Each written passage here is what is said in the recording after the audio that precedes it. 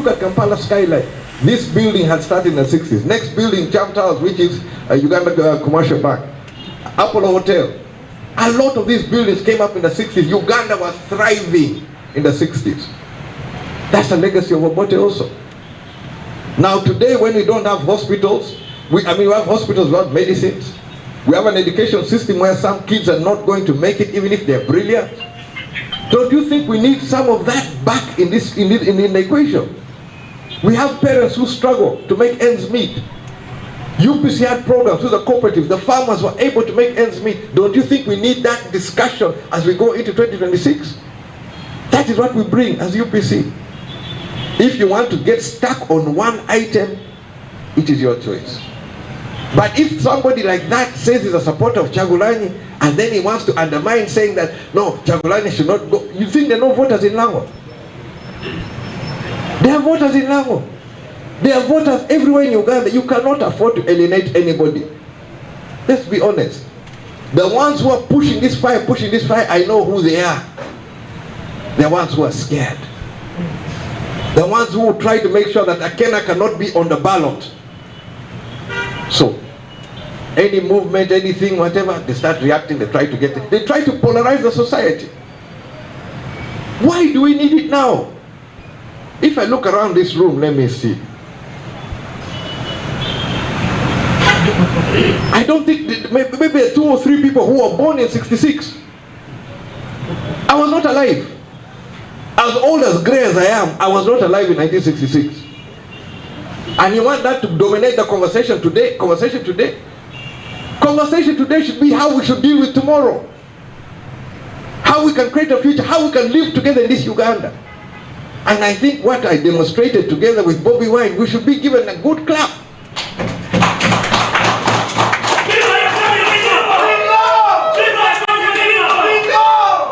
We should be able to live in Uganda even if we have different political ideologies. I come from a left or center, and my policies are completely different to many other parties, but I do have the foresight to be able to sit down and look at Uganda as bigger than all of us. And that is what I will fight for. That's what I'll struggle for. That's why I'm fighting to be on the ballot. But I'm not afraid to call out somebody who is not doing straight or who is messing things up. And I've called them out. And I'll repeat again, Mr. President, please stop this. Let us have an honest, free election. You accuse Obote of rigging election, now you have Akena Obote here. Let him stand. If the people of Uganda want to ostracize Akena, feel free. I have been here 20 years. I've lived amongst you. And you think, well, where's my mother from? I'm a child of Uganda. So, do I wish anybody bad? No. Do I wish anybody what happened to my grandparents? No. But now we must have a legacy where Ugandans move forward. For a long time we've talked about truth and reconciliation. People don't want truth, they want propaganda, and blame people. Blame this one. Oh, the problem is because of this, the problem is because of UPC. UPC has been out of power for 40 years. Is UPC still the problem? It cannot be. We are still struggling with very simple things which UPC solved and can solve again. That is why I want to be in this election. I thank you. Interfered with, and I'm trying to address it from where it was interfered with. Right? It was not under ordinary basis, and I've addressed it from the position of a sportsman. I remember I addressed it before it happened with my official motocross jersey. In sports, in fact I wanted to address it yesterday with the Archbishop. A penalty. I'm sure many people follow things like Masaza Cup and Fufa Drum. If I get a red card in the Masaza Cup and then I'm called for national duty, that red card cannot stop me from going for national duty. Here we talk about Uganda. Uganda were governed by the Constitution #1. Then the laws, Presidential Elections Act. Am I outside the Presidential Elections Act? No. Was I stopped outside the Presidential Act? Definitely yes. Was it wrong? Yes, it is wrong. And that's why I continue to fight. I continue to seek justice, that I am restored and I be able to put my message to the people of Uganda. And I'll not tire in doing that one. I am using every means possible, because even how it was done was not done through legal or proper channels. It was done other means. So I'm using the same means to try and put pressure that I'm back on the ballot. That's the most I can say. Yes, sir. We're back. Recently, Museveni has just finished his tour of northern Uganda.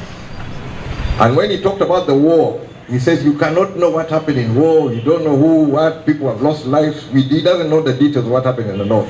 But Luero, he knows in detail, it is all UPC. In the north, we don't know. So it doesn't add up. This is the same person who's in charge of the same army. And in the north, when I came in 2006, 2005, I found people still in camps. 20 years living in camps. The issue which has been there about compensation of cattle. Every family lost cattle. And cattle in the northern part and the eastern part of Uganda, this is the livelihood, this is the bank, this is the institution under which the families survive. That's how you educate children, that's how you marry, that's how you do everything. It's not based on the cattle. Then we wake up all of a sudden and we say, no, we cannot pay, now we're going to do five animals per household. Where is the plan? Where is the budget? There has never been veterinary treatment for the last 20 years. Then you say, you know, you're going to bring animals. Where are you going to bring them for? So for me, these are things which need to be addressed. You're not being honest. On the question of what happened in Luero, what was Obote doing in Luero? Obote came with a blueprint for Uganda. That blueprint was published. Museveni was the one in Luero. He's the one who said he had an army. Obote was locked out in 78. The whole of 79, no Obote. Half of 70, half of 80, Obote was not there. So for me, let us be honest. We need an honest solution. What is going to work for our people? On one side, you don't know what happened. On one side, you know. How is it possible? We want justice. We want honesty. The rebuilding of Uganda, part of the rebuilding, is what got me in these processes, is what got me to be able to sit on the table, is that we needed peace. I demonstrated that desire for peace by acting upon it. Were we victims? Yes. In 87, my grandfather was killed. Obote's father was killed during one of these cattle raids. His mother, I don't even want to talk about what happened to his mother. It happened in 87, we've gone through it. It has not stopped me from sitting on the table to discuss the future of Uganda. And I will not stop. If I can sit with Museveni, I can sit with Chakulani. I sat with Cohen. Why can I not sit? Why can we not sit as leaders? For me, the basis of iPod was how we can have a conversation, honest conversation, where is our country going? And I think for me, I've demonstrated honesty. When it has come to iPod, when it has come to conversation across political lines, I have done so with honesty, and I'll continue to do so, because I believe in Uganda. At the end of the day, people talk about iPod. iPod is going to be what the people of Uganda send. If the people of Uganda say they're sending Nuke to Parliament, they should be part of iPod. UPC, part of iPod. Whoever the people of Uganda send, those are the people who we must sit together with. That's the choice of the people of Uganda. Can we second guess them? No, you wait for the next election. So I don't have a problem sitting down with people. I don't have a problem discussing, because I know what I stand for.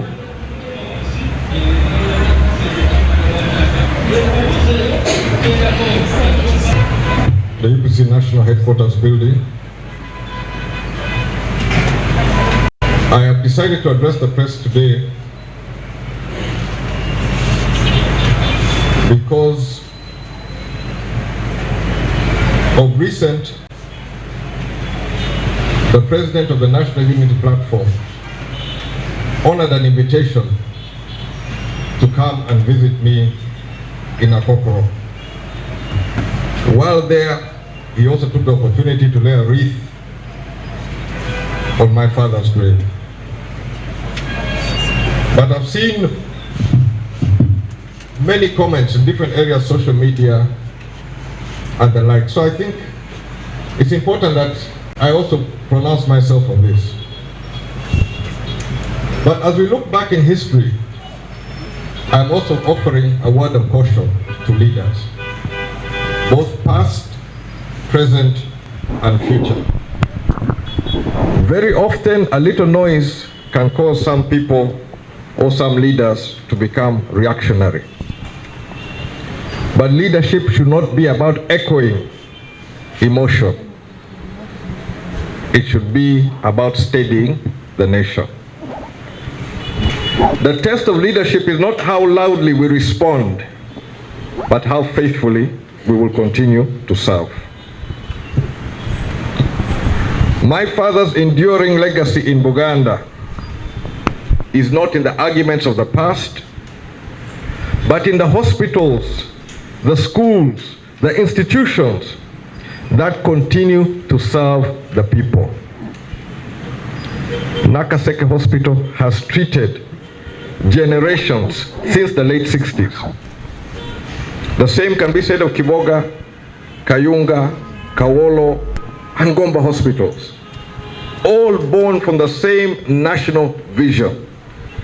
And these institutions continue to heal the citizens of Uganda. In education too, the expansion that began under the Uganda People's Congress opened doors for millions of Ugandans to learn, to work, and to build a future. The UPC believed, and I still believe, that every life of every citizen is as precious as the privilege. Our duty is to those whose names we may never know, who have no one to advocate for them, but who as citizens of Uganda deserve a decent standard of living in dignity and with opportunities. That to me is the true meaning of nationhood. Not the quarrels of yesterday, but in the quiet daily work of making life better for every citizen of Uganda. In 1980, Uganda once again stood at crossroads. The general election then offered our nation a chance to recover from years of turmoil that had scarred every family and community and every institution which served this country. My late father, Dr. Apollo Milton Obote, returned to Uganda at the end of May of 1980, barely 6 months to a general election. If you translate that to today's timetable, that is like entering the country at the end of June and being ready to prepare for election in January. All these stories you hear about Obote manipulated, Obote was not on the ground to manipulate. Obote came to Uganda 6 months to the elections. Any politician who you have not seen on the ground for the last 2 years and is contesting an election, you know that is a joker. The ones who are serious have been on the ground. But Obote came 6 months to an election, but is being accused up to tomorrow. There was no time to manipulate the system or prepare to grab power. The challenge, as UPC saw it, was how to deal with reconstruction. By contrast, when you follow what President Museveni has repeatedly said, he said he entered the country in December of '78 with very few people, but by the time Kampala fell in April of 1979, he had 9,000 men. Earlier editions like Sowing of the Mustard Seed, the original edition has 7,000, but he had 9,000. Reason being, he had prepared for war, not for an election. He was going to war irrespective of what happened in that election. And Obote is just the punch bag.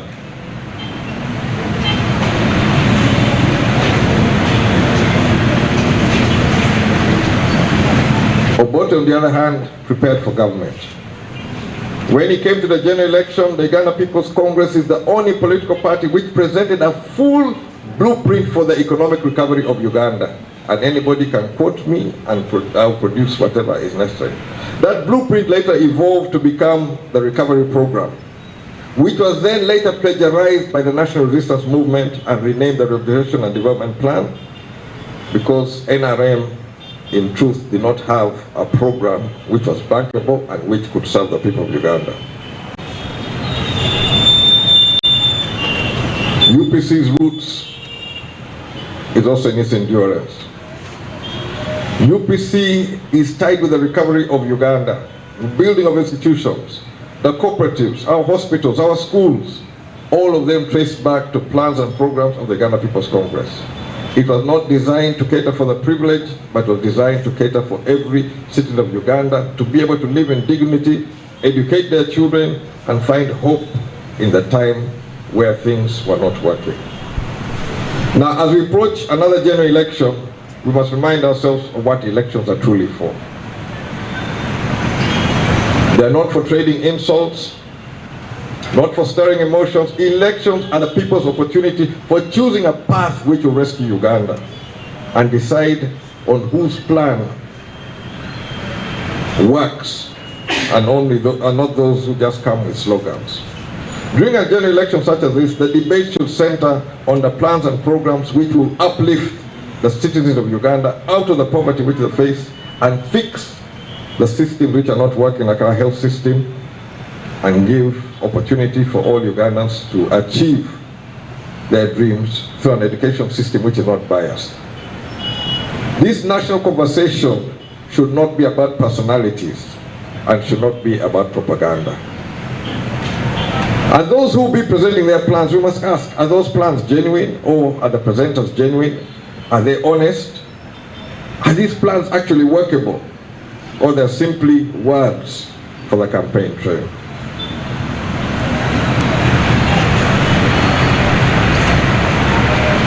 That is the measure by which I wish Ugandans to judge me and Uganda People's Congress, and to judge anybody who seeks to lead them.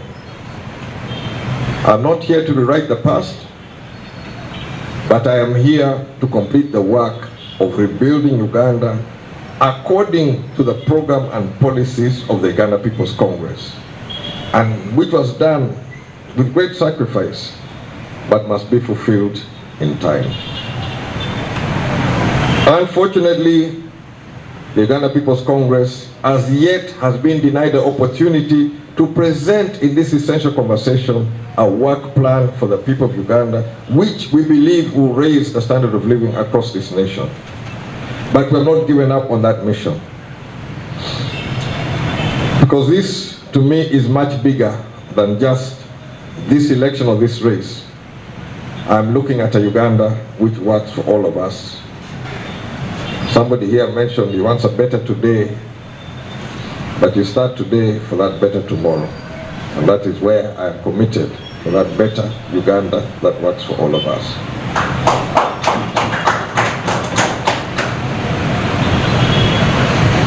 Irrespective of what happens, I will continue to stand for that Uganda.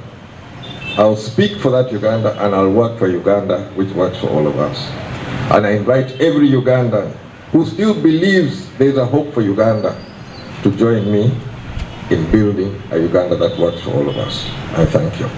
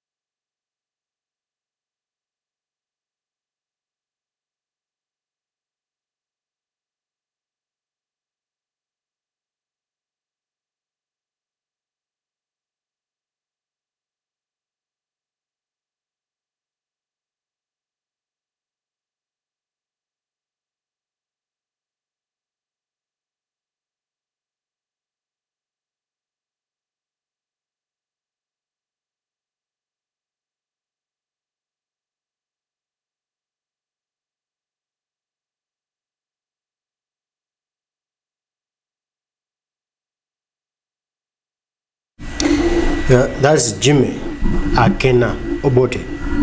the son to Milton Obote, the former president of Uganda, is trying to defend Kyagulanyi Ssentamu Robert Bobi Wine from the errant Baganda, from those Baganda who think they are so wise, who think they love Buganda, who think they love Uganda more than anybody. You remember Kyagulanyi Ssentamu Robert Bobi Wine met with Akena in northern Uganda, where Milton Obote was buried, and Bobi Wine paid a tribute, paid a respect to Milton Obote'S grave. And that sparked arguments around the country, around Uganda, around Buganda. And everyone was asking, why Kyagulanyi would you go in Uganda and visit that man of Milton Obote Opeto who killed, who poisoned our Kabaka? How could you do that? Abagambye Akena ibigo byagambye Kyagulanyi byatugamba nti twataaga unity, twetaaga Uganda eyawamu. Ebikolero Museveni byakoze olwaleero bisinga Obote byakola. Ensi yaffe okubonabona kulimu olwaleero okusinga okubonabona ku mirembe gy'Obote. Obote yazimba nnyo eggwanga, n'amasomero gola amalungi agasinga, amalwaliro amalungi agasinga, wooteri ennungi zolaba ezisinga, buli kyolaba ekirungi okiriwo olwaleero kyazimbwa ku mulembe gw'Obote. Kati General Museveni azimbye ekitewali, byazimba bimawuka, byazimba byebigwa. Kati ng'ongamba nti neme okusuuta Obote ensuuta ono asse bye yasangawo ate nga talina kyataddewo. Nolwekyo twetaaga Uganda mpya, twetaaga kulaba ku Uganda ey'omulembe omujja, ey'omulembe omutebi, so seno Uganda eyeegiri emirembe gy'aba Museveni, ate abataagala nsi eno, abataagaliza bannayuganda babafaako bokka nga tofa ku muntu mulala yenna. Twetaaga bumu. Kyagulanyi kyakoze buli omu yakikkiriza buli omu akikkiririzaamu, kubanga kitwetaaga Uganda yaffe nasi abalondemu. Lwaki tusasulira ebikibi ekisikira, lwaki tusasulira ebyo ebyaliwo tutamanya tutaalaba, lwaki tugenda mu mpalaniraako mu ntalo ezaaliwo edda, almost 70 years, almost 60-70 years, nga tukyaliwo eyo mumpalaniraako tekijja kusoboka. Guno omulembe mulala tugenda mu maaso.